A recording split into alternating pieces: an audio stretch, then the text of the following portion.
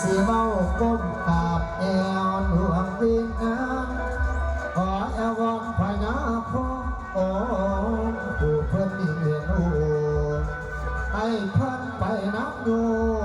เอาวิญญาณแก้วปีเมโอ้ยแม่เลี้ยงเอ๋ยแม่อยู่ไกลแม่อยู่ไกลให้ไว้ทองแม่ดวงมา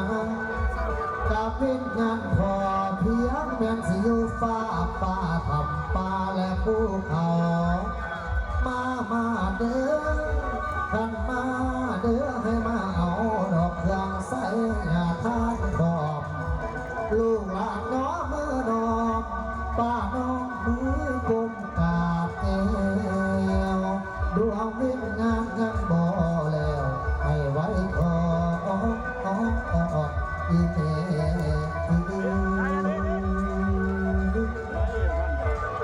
โอ้ยจังว่าพ่อคอยเอ้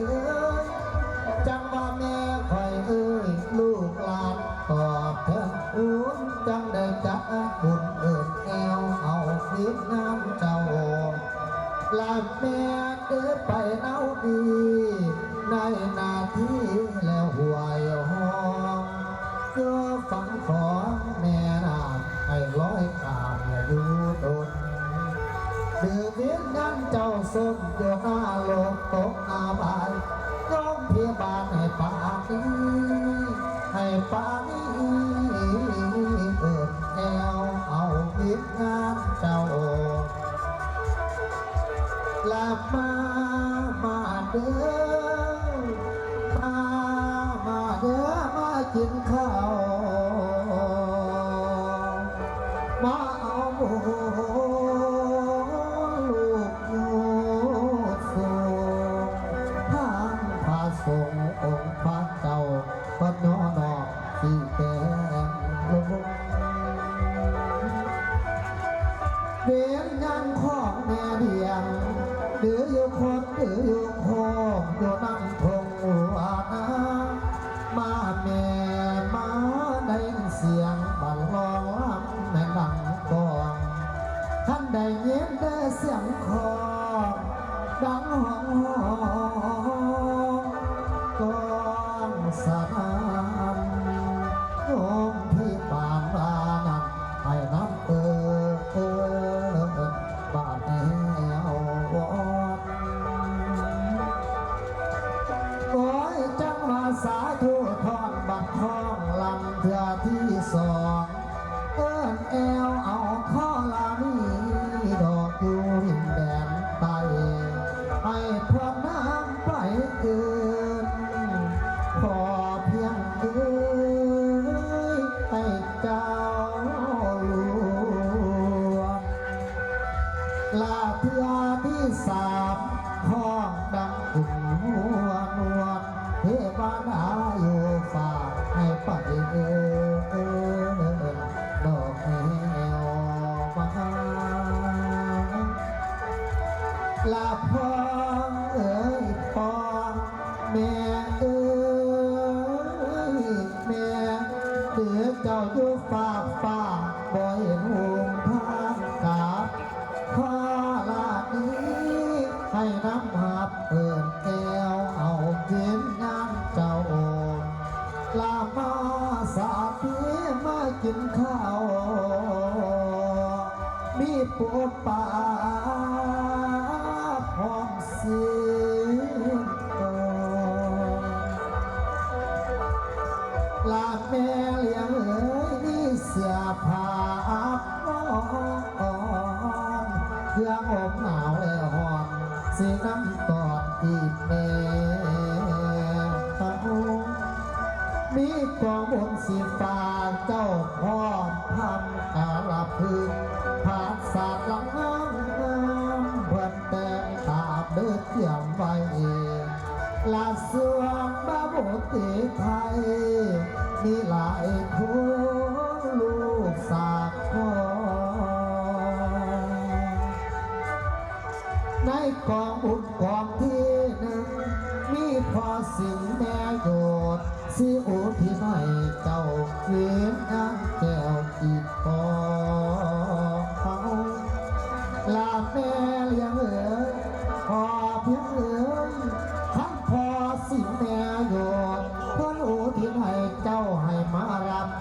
สาก็ถาดนาเป็นกองทานสิแตกทานเป็นของก่อนกับกองบุญกองที่สอนแม่ข้าวสอนตั้งเกี่ยวก็ถาดนาบาดอยู่สูงละพอเพียงเอ๋ยขอให้พ่อจงห้ามหูว่าเขาเจ้าได้แต่งฟันเดือทานเหล่านางโมผู้โยบ้านเก่าอุทิศเดินไปหามาพอมาแม่มาเอาหูจากลูกหลานอยู่ทั้งปีดีพอไปหาดีอยู่แถวไหนได้ยินโอมีข้อว่าทานวันนาหรือนางเห็นคนแต่งสร้างก่อป่านดอกไก่มีเท่าไรนั่งหยาดเท้าทรงและนั่งแต่กะโอที่ให้เจ้าวิญญาณพอผู้นี้ป่าแม่เพียงพอเพียงให้มาดอกแน่ดื้อบาดน้ำเศร้ามีกองบุญของเท้าใสคือน้ำเน่ากระทานสากบอกป่าว่าแม่แก่เท่ามีเท้าโกน้ำน้อยฝากให้เจ้าให้มาพอที่พอ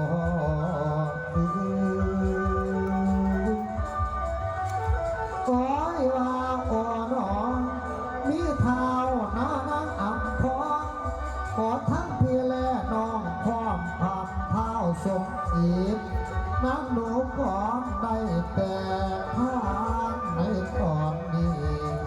ข้าวโกมินคือนางพิ้งกะทักดวงล้อมกองบู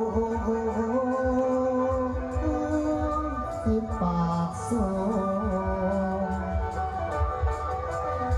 ลาพอเพียงเอ๋ยแม่เจ้าอยู่น้ำทงอยู่น้ำโดมโคคอยได้ยิ้มคอยให้ดูวันมาหรือเจ้าอยู่ป่าซาหรือเจ้าอยู่รอข้างใดมาไว้มาเอาของดอกเพื่องใส่หญ้าตามพร้อมกองที่เก่ามีขอผัวทานแอ่งน้ำปาโอตีผ้าทั้งสั่งบ่ป่าวางแบ่งเตาและเท้านั่งอ่างโอดตัวโคโลเต่าปัดเข้าเจ้าได้เป็นทานหรือข่าวนิ้มนั่งกีเดี๋ยวนี้บอกไม่ผ่านวิบงานผ่านคือเดียดาโอ้พันร้ายนี่หลอกห้ามไปหลอกไหลแล้วมีกองบุญที่11อันนี้ย่อปออันนี้ย่อไปให้ผู้นี้กะบัดเอิญใส่และมีกองที่7ข้าวโพดนักน้อยถ้าได้ทานทรงไว้บนไหนทานดอกอันนี้ดวงวิญญาณพอโหหรือแม่คำแสง